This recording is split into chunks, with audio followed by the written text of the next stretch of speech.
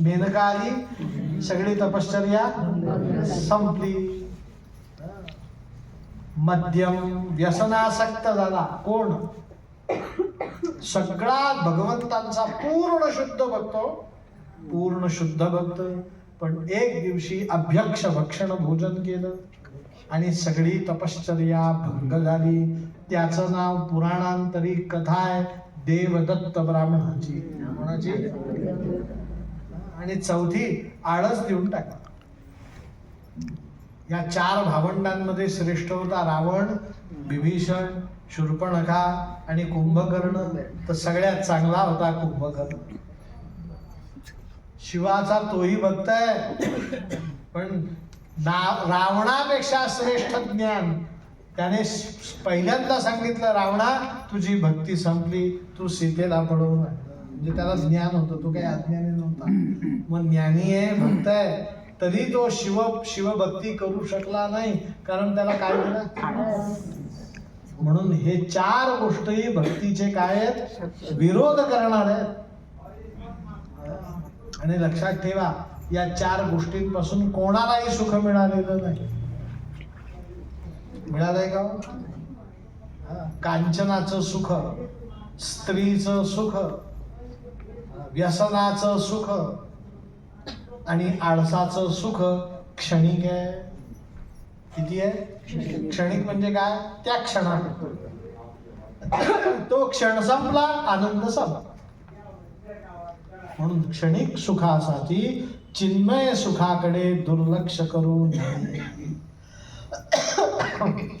ही शिवपूजनाची रीती शिवपुराणामध्ये वर्णित केलेली आहे. आता पुढे सांगितलेलं आहे की शिवपूजनाची पूजा करण्याची ही खरी पद्धती, पण या पद्धतीला मनुष्य वेद मंत्रांचं ज्ञान घ्यावं लागेल. ते कलियुगामध्ये प्रत्येकाला घेणं शक्य आहे असं सांगता येत नाही. म्हणून जलधारा शिवप्रिया, शंकरांना रोज काय व्हावं? पाणी व्हावं, बेलाचे पानं व्हावेत, फुलं व्हावे आणि यथाशक्ती नैवेद्य आरती करावी. आणि शिवपूजा झाली असं काय करावं? जाहीर करावं. कारण तुम्ही आम्ही सगळेजण अशी शिवपूजा करायला सांगितली, त्या शिवपूजनासाठी योग्यतेचे नाही आपण, कारण आपण संसारी आहोत. आपण काय आहोत? आपण संसार करणार का पूजा करणार? मोठा प्रश्न आहे की नाही? मग आपली शिवपूजा ही कशी असली पाहिजे? संक्षिप्त पण नित्य. ठीक आहे ना? 1 दिवस 4 तास करायची आणि 2 दिवस देवाकडे पाहायचंही नाही, असं चालत नाही. शास्त्राने सांगितलं तुम्ही भक्ती एवढीच करा जी तुम्हाला नित्य करता येईल. म्हणून आपल्या भक्तीचं नाव आहे नित्य उपासना. नित्य होते ती खरी उपासना, आणि जी काही विशेष उपासना होते ती नैमित्तिक उपासना. पण उपासना श्रेष्ठ कुठली?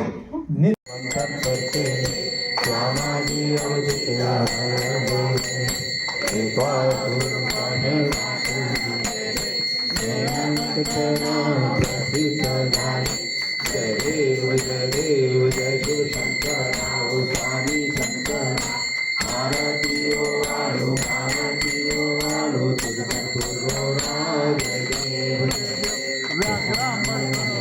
सुंदर भजनारी पंचानन मनमोहन गुणजन सुखकारी. शतकोटीचे बीज माझे उच्चारी रघुवंशी लहराम दासांतरी. जय देव जय शिव शंकर आओ स्वामी शंकर. आरती ओ आलो तुझ कर्पूर गौरा. जय देव जय गौरम करुणावतारम संसारसारम भुजगेन्द्रहारं सदा वसन्तं हृदयारविन्दे. भवं भवानी सहितं नमामि. घालीन लोटांगण वंदेन चरण डोळ्यान पाहिन रूप तुझे. प्रेमे अलिंगन आनंदे पूजन भावे ओवाळीन मने नमः. त्वमेव माता च पिता त्वमेव बन्धु च सखा त्वमेव विद्या तरुणं त्वमेव सर्वं देव. कायेन वाचा मनसेन्द्रियेर्वा बुद्धिरात्मना करोमि यज्ञं सकलं परस्मै नारायणाय समर्पयामि अर्चितं केशवं नारायणं कृष्णदामोदरं वासुदेवं श्रीधरं माधवं गोपिकावल्लभं जानकीनायकं हरे राम राम राम हरे हरे हरे कृष्णा कृष्णा कृष्णा हरे हरे हरे राम राम राम हरे हरे हरे कृष्णा कृष्णा कृष्णा हरे गोपाल कृष्ण भगवान की जय पशुपतिनाथ भगवान की त्र्यंबकेश्वर भगवान की आता विश्वात्मके देवे येने वादियज्ञे दोषावे दोषो हिमसद्यावे पसाय राणे